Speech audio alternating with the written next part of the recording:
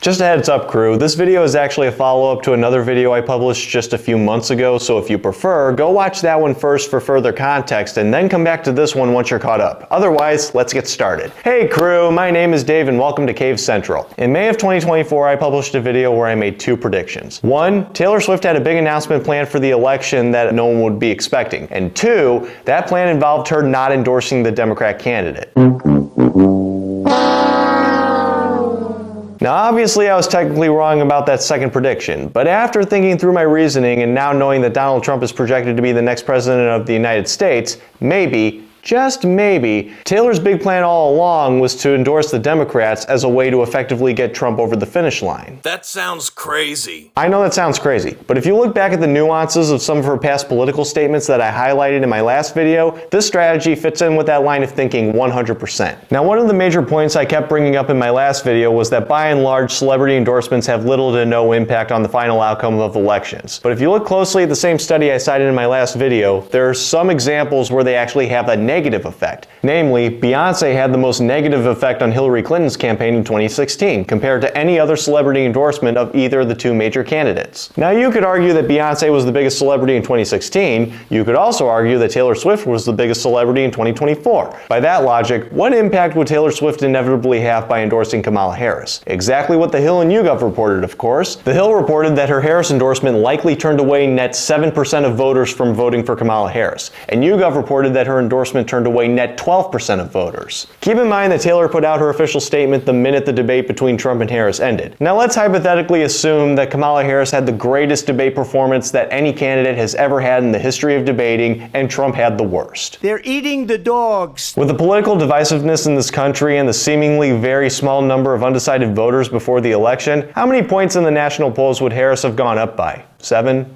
12? Kamala Harris absolutely dominating the evil orange man would have been its own story that would have lasted at least a week. With all the hype around Taylor Swift and who she may or may not endorse, her endorsing Kamala Harris would have been its own story that would have lasted at least a week. But since those stories happened at the exact same time, neither of them were allowed to stand on their own. Now that we know that Kamala Harris supposedly had the greatest debate performance, so much so that it won over Taylor Swift, whose endorsement in turn actually cost Kamala 7 to 12% of the electorate, that means that Taylor likely kneecapped the maximum momentum that Harris could have gained from that debate with just one Instagram post. She probably didn't think it through. It was a miscalculation. To that, I say you're sexist for assuming this woman doesn't know what she's doing. I'm smart. Not only would she have the top PR and marketing people around her to make sure that she doesn't make one strategic error. I mean, you don't make $1 billion over the course of 18 years from miscalculating. But if you look closely at the specific wording of the endorsement line by line, it correlates perfectly with the result it had on the Harris campaign without having any long-term effects on Taylor's bottom line. Let's analyze it now. Like many of you, I watched the debate tonight. If you haven't already, now is a great time to do your research on the issues at hand and the stances these candidates take on the topics that matter to you the most. As a voter, I make sure to watch and read everything I can about their proposed policies and plans for this country. Now, that's a pretty broad statement. Keep in mind that she technically already endorsed Harris and denounced Trump back in 2020. Didn't she already do that research 4 years ago? Wouldn't she already know their proposed policies by now? How do we know that she's not thinking about any particular issues that she doesn't mention here? Recently, I was made aware that AI of me falsely endorsing Donald Trump's presidential run was posted to his site. It really conjured up my fears around AI and the dangers of spreading misinformation. It brought me to the conclusion that I need to be very transparent about my actual plans for this election as a voter. The simplest way to combat misinformation is with the truth. Notice that she basically just said that the best way you fight bad speech is with more speech, rather than just censoring people. And also, something tells me this was a way for her to indirectly address other legitimate concerns she might have about AI. I will be casting my vote for Kamala Harris and Tim Walz in the 2024 presidential election. I'm voting for Kamala Harris because she fights for the rights and causes I believe need a warrior to champion them. I think she's a steady-handed, gifted leader, and I believe we can accomplish so much more in this country if we are led by calm and not chaos. That all couldn't possibly be more subjective. I was so heartened and impressed by her selection of running mate Tim Walz, who has been standing up for LGBTQ+ rights, IVF, and a woman's right to her own body for decades. Notice that she didn't say abortion. That That's non-verbally covered in her statement, and that's what she wants people to think she primarily means, but that's not the word she uses. What she effectively says is bodily autonomy. Remember that Travis Kelce got flack from people on Twitter for being in those Pfizer ads right after the two of them became an item. I'm not saying that wasn't deserved, but at the time I was wondering to myself, why is it him in those ads and not her if they're clearly trying to reach her base? She's done AT&T and Capital One commercials, so why not do Pfizer ads at that point? I think the statement in her endorsement about bodily autonomy is meant to say that she generally believes in a woman's right to choose in regards to abortion for particular cases and doesn't want to shame anyone who would have one for certain reasons, like the mother's life being in danger.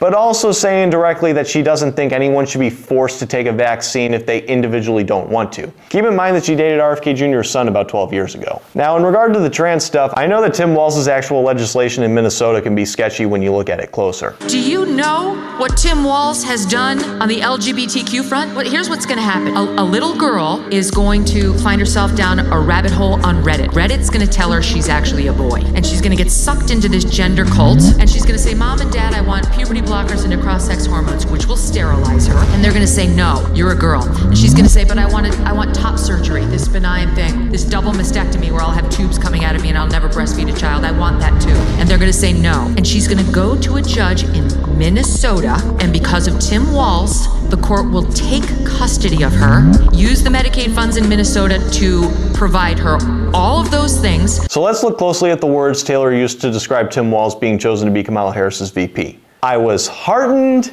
and impressed. Heartened and impressed. After watching Tim Walz fumble in the VP debate, I've become friends with school shooters. This language in hindsight seems more like a Southern woman in not a mean-spirited but still condescending manner saying, bless your heart. Meaning you're an effing idiot. She lives in Nashville, she would know that. Also, there are photos of Tim Walz being buddy-buddy with primary individuals that Taylor said in her own words enabled Scooter Braun. So I find it peculiar that she would be impressed by this person. So keep in mind that Taylor Swift did not endorse any of those specific details that Megyn Kelly brought up in her little rant. Her comment about Tim Walz was framed less about actual policy and more about generic activism. I also find it strange that she began her statement by saying that she does research on proposed policies, but concludes with praising Kamala Harris and Tim Walz, not based on specific policy, but based on subjectivity and generic activism. And of course, she's not going to feel personally responsible if an underage individual does something unfortunately irreversible to themselves, because as Megyn Kelly said unbeknownst to herself, Taylor Swift did not tell them to do that. Reddit told them to do that. You can blame Reddit for a lot of things. Just like her statements about other social issues, Taylor's words about the LGBTQIA Disney Plus related stuff are still pretty vague. All she really said was, bless your heart, Tim Walz, I also don't hate gay and trans people. But this is the most important point. Right at the time of the debate, the DNC was attempting to rebrand Kamala Harris's public image as a moderate in order to reach undecided voters, rather than focusing on identity politics and trans issues like she had for years before. And she said she supported taxpayer-funded gender transition surgeries for detained migrants. So as the Democrat establishment is trying to distance themselves from the trans rhetoric because it became a losing strategy, Taylor Swift puts out a viral statement going directly against the current establishment narrative by saying that she's endorsing them while tying them directly to the trans rhetoric. This is exactly why I never thought she was a Fed. So I think what Taylor's doing here is she's pretending to embrace the agenda while deliberately exposing the Democrats' weak spot so they can be more easily defeated. And she probably knew that people like Megyn Kelly would unknowingly do more work for her when it comes down to the uncomfortable details. Trans issues weren't even remotely a high priority for voters this election cycle, so Taylor shining a light on it would have the opposite effect. Let's finish her statement. I've done my research and I've made my choice. I'm sure you have. Your research is all yours to do and the choice is yours to make. I also want to say, especially to first-time voters, remember that in order to vote, you have to be registered. I also find it's much easier to vote early. I'll link where to register and find early voting dates and info in my story. With love and hope, Taylor Swift, Childless Cat Lady. So this endorsement as a whole is not nearly as antagonistic towards the other side as it could have been. 4 years ago, she was saying, we all have to get Trump out of office. And now it's just, yeah, just do whatever you want. Don't let me influence you. Also notice how racism just suddenly disappeared in her mind over the last 4 years. She says voting is your own individual decision to make and that you don't have to do what she does. But at the same time, the top issues on voters' minds were not the issues that she highlighted in her statement. Abortion wasn't even in the top 5. So Taylor Swift highlighting her issues the way that she did might make her, intentionally in my belief, look a tiny bit out of touch. Now, her base of Gen Z / millennial age suburban white girls who have their parents' money to spend might be the most lucrative demographic right now, but they're not the majority of people who can vote. So when working class individuals that are economically struggling read this and they're told that this one woman is going to single-handedly determine the outcome of the election, even though I was saying before that that was absolutely not going to happen, those working class individuals are going to be motivated in the opposite sense. She even mentioned at the end of her statement to vote early if you can, which from my observance was more of a right-wing initiative than a left-wing initiative this cycle, since Trump's voter base as a whole was lower propensity. Top it off with a snarky comment about being a self-proclaimed childless cat lady. I think she was trying to light a spark in these people. If she had no compassion for this demographic, why would she even think to give each of her truck drivers a $100,000 bonus at the end of last year? Why would she think to donate $5 million to the victims of Hurricane Helene? I'm not sure a bunch of these folks who've had their homes and lives destroyed elsewhere in western North Carolina in the mountains there are going to be as easy to wrangle for the Trump campaign. So now we know for certain that Taylor Swift's endorsement of Kamala Harris and Tim Walz had the opposite effect from what their campaign was hoping and helped to get Trump over the finish line. My personal opinion, I think it was intentional. If it was intentional, why didn't she just not endorse anyone and be more open-ended? Well, Lewis, there are a lot of people, particularly a lot of Vote Blue No Matter Who people, whether they were actually fans of hers or not, who hadn't really looked outside of their echo chamber or did the research that I did on these trends, who just kind of assumed that since Famous Lady is so famous, if Famous Lady endorses Kamala, her base will follow suit and this election's over. Even though the hardcore Swifties are a very specific group of people, they're not the majority of the voting population, and most of them were likely going to vote Democrat regardless. So if she decided supposedly to not take a clear stance, conservatives would have incorrectly seen that as a win for themselves, or they would have called her a grifter, and all those firm Democrat voters who put so much weight on her, whether they were genuinely fans of her or not, would feel slighted and get significantly more motivated, the exact way Trump voters effectively were. But she did exactly what they wanted her to do, and they immediately got complacent. Therefore, Harris could have had a better chance of winning if Taylor just didn't chime in whatsoever. She's not stupid. She's super well thought out, and I don't believe for a second that she didn't have internal market research data at her fingertips that would forecast the outcomes of her various endorsement options. I'm smart. So since Taylor endorsed Kamala Harris, she lost 2 million monthly Spotify listeners out of 90-something million, which she can always make up for, and Kamala lost around 7 to 12% of the vote as a result. Hypothetically, if she endorsed no one, she could have lost even more than 2 million monthly Spotify listeners because the majority of her current avid fans were Democrats to begin with. Also, the Vote Blue No Matter Who people would have seen that as a de facto Trump endorsement, which would have motivated them even further, and Kamala Harris could have gained points in the polls. Even more hypothetically, if she did vocally endorse Trump, she could have lost yet even more Spotify listeners from her more committed, predominantly left-leaning fans. The Vote Blue No Matter Who people as a whole would have been even more motivated, and Trump could have lost around 7 to 12% of the vote in the end, the way Kamala effectively did. I would think that not only is she thinking in terms of what impact her words could have on the outcome of the election, but she's even more likely thinking in terms of what's in her best business interests. I'm smart. I also have to question if there even was any direct coordination between her and the Harris campaign or not. After all, she was repeating their talking points about trans issues right at the moment they were trying to pivot away from them. But like I said before, she is very business conscious, and I don't believe for a second that she didn't have internal data suggesting that endorsing Harris would help tank her campaign. And if that were the case, wouldn't the Democrats have the exact same data? So wouldn't they want her to not endorse them if it was to their benefit? But like I said in my last video, I don't think she's compromised in any sense, so she can do whatever the hell she wants, whether it makes sense on the surface or not. Since she's the biggest pop star in the world, the Democrats are not allowed to turn down her endorsement, and they have to embrace it, because if they didn't, that would look extremely sus. But if it was a consensual agreement on both sides, I would think that she knew what she was doing, but the DNC was so blinded by the perceived glitz of her support, which actually made them look superficial, that they weren't at all aware of the effect that she would actually have. Another point that I made in my last video, if she's such a prominently bought and paid for asset, why didn't she perform at Biden's inauguration?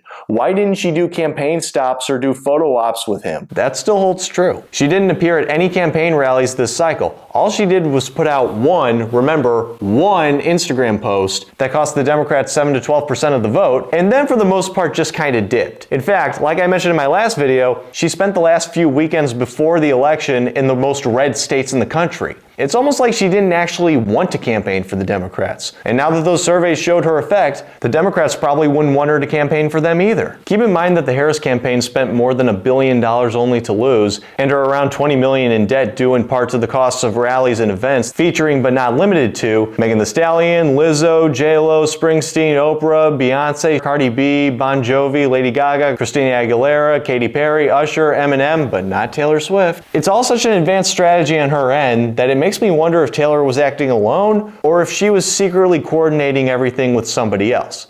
Like maybe the Trump campaign? That's impossible. Blum flat out said on Truth Social that he hated her. He was seething so hard. Does anyone else get thank you Amy vibes from this, except in reverse? Why would he be seething if her endorsing Harris only helped him get over the finish line? Also, I know that Trump cuts people down and insults people constantly, but I don't think I've ever heard him specifically say, quote, all caps, I hate so-and-so, so this seems a little bit out of character. There has to be some other internal reason why he posted that. It all just feels like a smokescreen. Whether there was any coordination or not, at the very, very least what probably could have happened was he saw those polls I cited earlier and thought, let's just lean into it. Remember that Taylor's not the first fearless leader with a devoted following that Trump antagonized in a way that some thought could devolve into nuclear chaos. But look how that turned out. I can't see the future, but I would bet that there's going to be some type of reconciliation in the coming years. Are you suggesting that Taylor Swift might shift to Trump's side after all this? Why not? He's not going to run for another term in 4 years, so there's no reason not to. And all the other billionaires and media people are, whether they actually wanted to or not. And that is why we at SNL would like to say to Donald Trump, we have been with you all along. Joe and I went to Mar-a-Lago to meet personally with President-elect Trump. It was the first time we have seen him in 7 years. But the difference here is that all those other people had a sudden rude awakening, whereas I think Taylor Swift planned for this shift years ago. How do you know that? Let's take a trip down memory lane. About a year ago, I stumbled upon this video posted by a girl who claimed to go to high school with her.